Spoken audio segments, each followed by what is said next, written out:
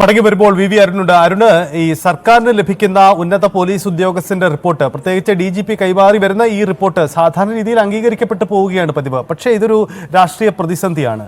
മുന്നണി യോഗത്തിലെത്തി മുന്നണിയിൽ ചർച്ച ചെയ്ത ശേഷം ഈ റിപ്പോർട്ട് അന്തിമമാക്കുക, ഒരു രാഷ്ട്രീയ തീരുമാനത്തിലൂടെ അന്തിമമാക്കുക, അത്തരമൊരു സാധ്യത ഈ രാഷ്ട്രീയ പ്രതിസന്ധിയിൽ ഇടതുമുന്നണിയിൽ ഉണ്ടോ? അങ്ങനെ പ്രതീക്ഷിക്കണോ?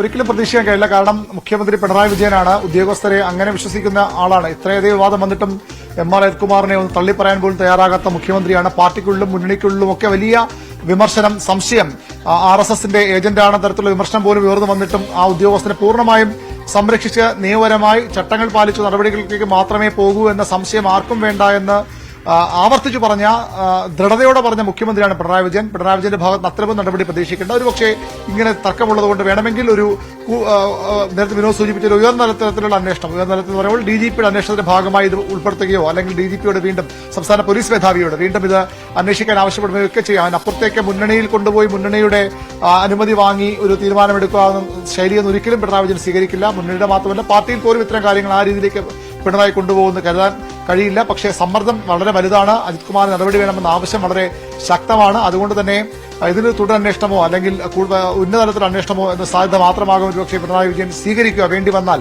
അല്ലെങ്കിൽ ഒരുപക്ഷെ DGPയുടെ റിപ്പോർട്ട് അതേപടി അംഗീകരിക്കും. കഴിഞ്ഞ ദിവസം അദ്ദേഹം പറഞ്ഞത് ഈ പൂരം അന്വേഷണ അലങ്കോലപ്പെടുത്തൽ ആരോപണം നേരിടുന്ന ഉദ്യോഗസ്ഥർ തന്നെയാണല്ലോ അത് അന്വേഷിക്കുന്നത്. ആ ഉദ്യോഗസ്ഥനാണല്ലോ 5 മാസത്തിലധികം റിപ്പോർട്ട് നൽകാതെ പിടിച്ചുവച്ചത്. അദ്ദേഹത്തെ മാറ്റം തയ്യാറാകുമെന്ന് ചോദിച്ചപ്പോൾ ഉദ്യോഗസ്ഥരൊന്നും മാറ്റാൻ ആലോചിച്ചിട്ടില്ല എന്ന് തന്നെ ശക്തമായി തന്നെ പറഞ്ഞ മുഖ്യമന്ത്രിയാണ്. അതുകൊണ്ട് തന്നെ അതിനപ്പുറത്തേക്കൊന്നും പ്രതീക്ഷിക്കാനില്ല. പക്ഷേ ഈ മുന്നണി ഈ രീതിയിൽ സമ്മർദ്ദം വരുമ്പോൾ, CP ഈ ആവശ്യം ശക്തമാകുമ്പോൾ ഏത് തരത്തിലേക്ക് അന്വേഷണം മാറ്റാൻ പക്ഷേ ഈ റിപ്പോർട്ട് ഇപ്പോൾ പൂർണ്ണമായി സ്വീകരിക്കാതെ ഹോൾഡ് ചെയ്യുകയോ അല്ലെങ്കിൽ വീണ്ടും ഒരു അന്വേഷണത്തിലേക്ക് വിടുകയൊക്കെ ചെയ്യാൻ സാധ്യത മാത്രമേ നമുക്ക് ചൂണ്ടിക്കാട്ടാനാകൂ. അവിടെ ഒരു സമവായം മുന്നണി തലത്തിൽ വരട്ടെ എന്ന രീതിയൊന്നും ആ നിലപാടൊന്നും പിണറായി വിജയൻ സ്വീകരിക്കാൻ ഒട്ടും സാധ്യതയില്ല. സജിത്ത്, അരുൺ, വിനോദുണ്ട്. വിനോദ്, ഒരു കാര്യം കൂടി, ഇപ്പോൾ DGP നടത്തുന്ന മറ്റൊരു അന്വേഷണം കൂടി ഉണ്ടല്ലോ. ഈ പൂരം വിഷയത്തിനപ്പുറം അജിത് കുമാറിനെതിരെ ആക്ഷേപമുയർന്ന വിഷയങ്ങളിൽ ആ പോലീസ് ഉദ്യോഗസ്ഥർക്കെതിരെ DGP നടത്തുന്ന ഒരു അന്വേഷണമുണ്ടല്ലോ.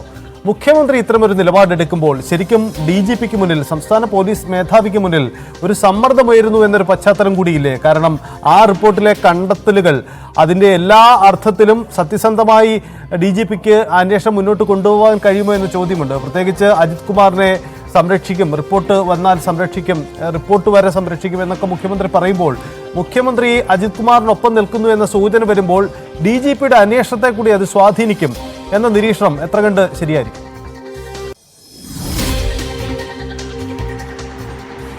സൈത്ത്, പ്രതിപക്ഷം പ്രധാനമായും ഉന്നയിക്കുന്ന ഒരു കാര്യം അതാണ്. മുഖ്യമന്ത്രി അദ്ദേഹത്തിന്റെ വാർത്താ സമ്മേളനത്തിൽ പൂർണ്ണമായും MR അജിത്കുമാറിനെയും P ശശിയുമൊക്കെയും സംരക്ഷിക്കുന്ന നിലയിലേക്ക് പോയി. പ്രത്യേകിച്ച് MR അജിത്കുമാറിനെതിരെയുള്ള അന്വേഷണം സൈത്ത് പറഞ്ഞതുപോലെ DGPയുടെ നേതൃത്വത്തിലുള്ള പ്രത്യേക അന്വേഷണ സംഘം അത് നടത്തുകയാണ്.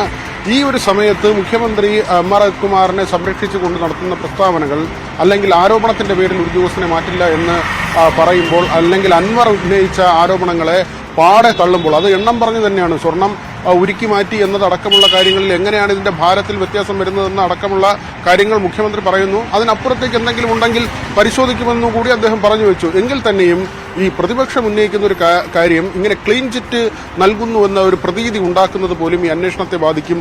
അതുകൊണ്ടാണ് നമ്മൾ പറഞ്ഞത്, ഇപ്പോൾ തൃശൂർ പൂരവുമായി ബന്ധപ്പെട്ട് MR അജിത്കുമാർ നൽകിയിട്ടുള്ള റിപ്പോർട്ടിന്മേൽ എന്തെങ്കിലും ഒരു മറിച്ചൊരു തീരുമാനം DGP കൈക്കൊള്ളാൻ അല്ലെങ്കിൽ അങ്ങനെ രേഖപ്പെടുത്തി മുകളിലേക്ക് അയക്കാനുള്ള സാധ്യത കുറവാണ്. അദ്ദേഹം അത് അതേപടി ആഭ്യന്തര സെക്രട്ടറിക്കായിരിക്കും കൈമാറുക. അതിനുശേഷം മുഖ്യമന്ത്രിയുടെ മുമ്പിലേക്ക് ആ ഫയലെത്തും. ഈ സാഹചര്യം ആകെ പരിശോധിക്കുമ്പോൾ MR അജിത്കുമാറിനെ മുഖ്യമന്ത്രി സംരക്ഷിക്കുന്നു എന്നത് അങ്ങനെ തന്നെ ഒരു പ്രതീതി നിലനിൽക്കുന്നുണ്ട്. അദ്ദേഹത്തിന്റെ വാക്കുകളും ഇതുവരെയുള്ള നടപടികളും പരിശോധിക്കുമ്പോൾ MR അജിത്കുമാറിനെ തള്ളിക്കളയാൻ മുഖ്യമന്ത്രി തയ്യാറാകുന്നില്ല. അവിടെയാണ് മുഖ്യമന്ത്രിയുടെ പഴയ ഒരു പ്രയോഗം തന്നെ നമ്മൾ ഓർക്കേണ്ടി വരുന്നത്. പാപിക്കൊപ്പം ശിവൻ ചേർന്നാൽ ശിവനും പാപിയാകുമെന്ന് പറഞ്ഞത് മുഖ്യമന്ത്രിയാണ്. EP ജയരാജൻ BJP നേതാവുമായി കൂടിക്കാഴ്ച നടത്തിയതിനെ കുറിച്ചായിരുന്നു മുഖ്യമന്ത്രിയുടെ ആ പ്രയോഗം. പക്ഷേ സംസ്ഥാന പോലീസിലെ രണ്ടാമൻ, ഏറ്റവും ശക്തനായ ഒരു പോലീസ് ഉദ്യോഗസ്ഥൻ 2 RSS നേതാക്കളെ അടുത്തടുത്ത ദിവസങ്ങളിൽ കണ്ടതിനെപ്പറ്റി ചോദിക്കുമ്പോൾ മുഖ്യമന്ത്രി ആ ഉദ്യോഗസ്ഥനെ സംരക്ഷിക്കുകയാണ്.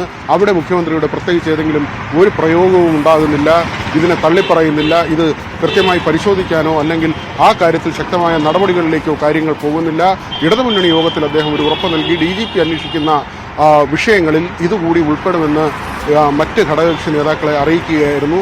അതിനപ്പുറത്തേക്ക് ഈ ഉദ്യോഗസ്ഥനെ മാറ്റി നിർത്തിയുള്ള ഒരു അന്വേഷണമെന്ന് ഇത്രയും ശക്തമായി CPI ഉൾപ്പെടെ ആവശ്യപ്പെടുമ്പോൾ അതിന് മുഖ്യമന്ത്രി തയ്യാറാകുന്നില്ല എന്നത് തന്നെയാണ് ശ്രദ്ധേയമായ കാര്യം. സൈത്ത്, യെസ്, അതാണ് വിനോദ് സൂചിപ്പിച്ചത്. ദൃശ്യങ്ങൾ കാണുന്നത് ഇപ്പോൾ സമൂഹ മാധ്യമങ്ങളിൽ പ്രചരിക്കുന്ന ഒരു ചിത്രമാണ്. ADGP അജിത് കുമാറും കേന്ദ്രമന്ത്രി സുരേഷ് ഗോപിയും ചേർന്ന് ഒന്നിച്ച് നിൽക്കുന്ന ദൃശ്യമാണ്.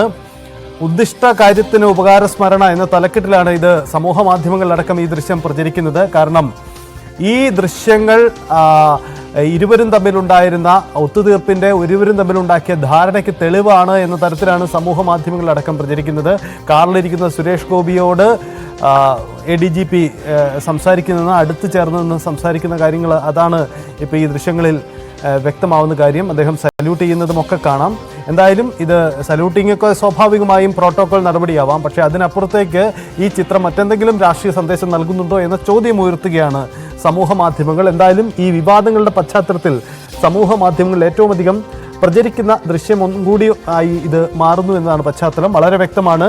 ADGP അജിത് കുമാറും സുരേഷ് ഗോപിയും തമ്മിലുള്ള ആശയവിനിമയം നടത്തുന്നു എന്നതാണ് ഈ ദൃശ്യങ്ങളിലൂടെ കാണുന്നത്.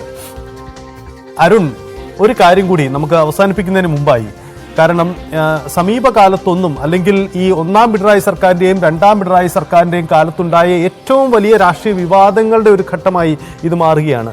മുഖ്യമന്ത്രി സ്വർണ്ണക്കടത്ത് കേസും അതിൻ്റെ അനുബന്ധ വിവാദങ്ങളും മുഖ്യമന്ത്രിയുടെ ഓഫീസിനെതിരായ ആരോപണങ്ങൾ മുമ്പും നേരിട്ടിട്ടുണ്ട്. പക്ഷേ ഇതിൻ്റെ പശ്ചാത്തലം പലതരത്തിലാണ്. ഒന്ന്, ഇടതുമുന്നണിയിൽ CPI അടക്കമുള്ള ഘടകകക്ഷികൾ ഉയർത്തുന്ന കടുത്ത എതിർപ്പ്. ഇതിനപ്പുറം CPM-നകത്ത് തന്നെ നിൽക്കുന്ന ആശയക്കുഴപ്പം, BJP ബന്ധം വിശദീകരിക്കാനാവാതെ വരുന്ന സാഹചര്യം, ഇങ്ങനെ പല ഘട്ടങ്ങളിലൂടെ കടന്നു പോകുമ്പോഴാണ് അടുത്ത മാസം നിയമസഭാ സമ്മേളനം ആരംഭിക്കുന്നത്. പ്രതിപക്ഷം ഇതിനെ എങ്ങനെയൊക്കെ രാഷ്ട്രീയമായി ഉപയോഗപ്പെടുത്തും, പല സാധ്യതകളുണ്ട്, പലതരത്തിൽ ഉപയോഗപ്പെടുത്താം. PV അൻവർ, മുഖ്യമന്ത്രി തള്ളിപ്പറഞ്ഞ PV അൻവർ തന്നെ ആ നിയമസഭയിൽ വരുന്നു. ഇങ്ങനെ പല സാഹചര്യങ്ങളുമുണ്ട്. എന്താകും ഈ വിഷയങ്ങളിൽ പ്രതിപക്ഷം ഇനി നടത്താൻ പോകുന്ന രാഷ്ട്രീയ നീക്കം? തിരുവഞ്ചൂർ രാധാകൃഷ്ണൻ ഒരു കാര്യം പറഞ്ഞു കഴിഞ്ഞു, ഞങ്ങൾ നേരിട്ട് CPI ഇപ്പം വിളിക്കുന്നു, അതിന് മാത്രമുള്ള ഒരു പക്വത ഈ രാഷ്ട്രീയ സാഹചര്യങ്ങൾക്ക് ഇപ്പോഴായിട്ടില്ല എന്നതൊക്കെയാണ് അവരെടുക്കുന്ന നിലപാട്. എന്താണ് പ്രതിപക്ഷം ഈ സാഹചര്യങ്ങളെ കാണുന്നത്? അസഹത്തെ ഏറ്റവും പ്രധാനം സ്വർണ്ണക്കടത്ത് കേസ് സമയത്തെ അതിശക്തനായ മുഖ്യമന്ത്രിയല്ല പിണറായി വിജയൻ. ഇപ്പോൾ ആ രീതിയിൽ അദ്ദേഹത്തിന്റെ പാർട്ടിക്കുള്ളിൽ അദ്ദേഹത്തിന്റെ ആ പിന്തുണ പഴയ അതുപോലെ ഉണ്ടെന്ന് അദ്ദേഹം പോലും വിശ്വസിക്കില്ല. മുന്നണിക്കുള്ളിൽ അന്ന് കാനം രാജേന്ദ്രൻ എന്ത് പ്രശ്നം വന്നാലും അടിയുറച്ച് പിണറായിക്കൊപ്പം നിൽക്കുന്ന ഇടതുമുന്നണിയിലെ പ്രധാന ഘടകകക്ഷിയായ CPIയുടെ സെക്രട്ടറി ഇന്ന് ബിനോയ് വിശ്വം അങ്ങനെ ഒരു കടുത്ത നിലപാട് സ്വീകരിക്കുകയോ ഒരു ദൃഢമായ നിലപാട് പല വിഷയങ്ങളും സ്വീകരിക്കാത്ത ഒരാളാണ്. പക്ഷേ അങ്ങനെ സ്വീകരിച്ചാൽ പോലും അദ്ദേഹത്തിന് പാർട്ടി വിമർശനങ്ങളുണ്ടാകും, എതിരുണ്ടാകാം. അങ്ങനെ മുന്നണിയിലെയും പാർട്ടിയുടെ സാഹചര്യങ്ങൾ വ്യത്യസ്തമാണ്. പാർട്ടിക്കുള്ളിൽ തന്നെ പിണറായി വിജയനെതിരെ ഒരു നീക്കം ഉണ്ടാകുന്ന തരത്തിലുള്ള വിലയിരുത്തലുകളുണ്ട്. ആ സാഹചര്യത്തിലാണ് ഈ ഒരു പ്രതിസന്ധി പിണറായി വിജയനും സർക്കാരും മുന്നണിയും നേരിടുന്നത്. പുതിയ പാർട്ടി സെക്രട്ടറിയാണെന്ന കോടിയേരി ബാലകൃഷ്ണൻ എന്ന കരുത്തനായ പാർട്ടി സെക്രട്ടറി ഉണ്ടായിരുന്നു. പിണറായി വിജയന് അതിശക്തനായ വലതു കൈയായി തന്നെ പ്രവർത്തിച്ച നേതാവാണ് അദ്ദേഹം. അത്തരമൊരു പിന്തുണ MV ഗോവിന്ദനിൽ നിന്ന് അല്ലെങ്കിൽ അത്രയുമൊരു നിശ്ചയദാർഢ്യമൊക്കെ MV ഗോവിന്ദനിൽ നിന്ന് ആരും പ്രതീക്ഷിക്കുന്നുമില്ല. അവിടെയാണ് ആ വിഷയം. മറ്റൊന്ന്, പ്രതിപക്ഷത്തിനേത് വീണ് കിട്ടിയ ഏറ്റവും വലിയൊരു ആയുധം തന്നെയാണ്. പ്രതിപക്ഷം തൃശൂരിൽ തോറ്റു. അത് ആ തോൽവിയുടെ പാപഭാരം BJPക്ക് പ്രതിപക്ഷം വോട്ട് മറിച്ചു എന്ന ആരോപണമാണ് അന്ന് CPM-ഉം ഭരണപക്ഷവും ഉന്നയിച്ചത്. പക്ഷെ അങ്ങനെയല്ല. ഇങ്ങനെ ഒരു ഗൂഢാലോചന നടന്നിട്ടുണ്ട്. BJPയെ ജയിപ്പിക്കാനായി ഒരു രാഷ്ട്രീയ ഗൂഢാലോചന CPM കേന്ദ്രങ്ങൾ നടത്തി. അതിന് ദൂതുമായി പോയത്, അതിന് ഇടനിലക്കാരനായി നിന്നത് MR അജിത് കുമാർ എന്ന ADGP എന്ന വിമർശനമാണ് ഇപ്പോൾ ഉയർന്നത്. അത് ആ രീതിയിൽ പറഞ്ഞില്ലെങ്കിൽ പോലും CPI-യും MR അജിത് കുമാർ പൂരം കലക്കാൻ ശ്രമിച്ചു എന്ന് പറയുന്നു. എന്തിനു വേണ്ടി പൂരം കലക്കണമെന്ന ചോദ്യം അപ്പോൾ സ്വാഭാവികം ഉയർന്നു വരും. അവിടെയാണ് BJPക്ക് ഒരു സീറ്റ് എന്ന ഇടത് CPM ധാരണ ഉണ്ടാക്കിയെന്ന ആരോപണങ്ങൾ കൂടി ചേർത്ത് വായിക്കപ്പെടാൻ പോകുന്നത്. വലിയൊരു അവസരം തന്നെയാണ് കോൺഗ്രസിന് UDF-ന് ഉണ്ടാകുന്നത്. 4-ാം തീയതി സഭാ സമ്മേളനം ആരംഭിക്കും.